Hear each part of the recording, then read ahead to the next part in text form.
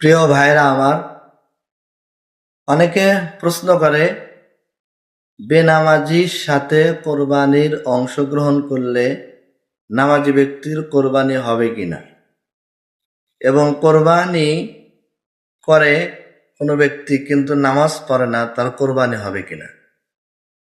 তো আসলে এই প্রশ্নের উত্তর হলো, নামাজ এটি একটি মুস্তাকিল স্বতন্ত্র ইবাদত, কোরবানি এটি একটিও মুস্তাকিল এবং স্বতন্ত্র ইবাদত।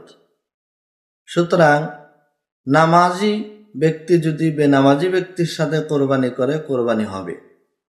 নামাজ পড়লে নামাজের সব, কোরবানি করলে কোরবানির সব। নামাজ না পড়লে নামাজ না পড়ার গুনাহ, শাস্তি, এবং কোরবানি ওয়াজিব হলে কোরবানি না করলে তার শাস্তি, তার গুনাহ। একটা আরেকটার সাথে সম্পর্ক নয়, একটা আরেকটার উপর নির্ভরশীল করে না। সুতরাং বেনামাজি ব্যক্তি আর নামাজি ব্যক্তি যদি মিলে কোরবানি করে, কোরবানি হবে। তবে এখানে একটি লক্ষণীয় বিষয় হলো, দেখেন, আমরা জানি হযরত আদম আলাইহিস সালাতু ওয়াস সালামের দুই পুত্র হাবিল এবং কাবিল, তারাও কোরবানি করছিল। তো তাদের ভিতরে কার কোরবানি কবুল হয়েছিল আল্লাহ তাআলা সেটাও বলেছেন, ইন্নামা ইয়াতাকাব্বালুল্লাহু মিনাল মুত্তাকিন, যে আল্লাহ তাআলা নিশ্চয় মুত্তাকিনদের ইবাদত বন্দেগী কবুল করে থাকেন। সুতরাং যদি নামাজ না পড়ে কোনো ব্যক্তি, সে তো কখনোই মুত্তাকিন হতে পারে না। আর মুত্তাকিন না হলে তো তার ইবাদত কবুল না হওয়ার সম্ভাবনাই বেশি। সুতরাং কোরবানি করে যদি আপনি চান যে আমার কোরবানিটা কবুল হোক, তাহলে নামাজ পড়তে হবে।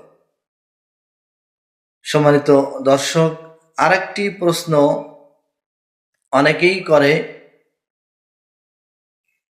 যে কোনো ব্যক্তি বলল তার নিজের গৃহপালিত গরু আছে, বলল যে এই গরুটির কামাই কাজে খেয়ে তাকে কোরবানি করে দেব, এতটুক কথা বলছে যে গরুটার কামাই কাজে খেয়ে আমরা কোরবানি করে দিব। এখন এই কথার দ্বারা মান্যত হয়ে গেল কিনা, ওই গরুটা কোরবানি করা ওয়াজিব হবে কিনা, এবং মান্যতের পর্যায়ে পড়বে কিনা।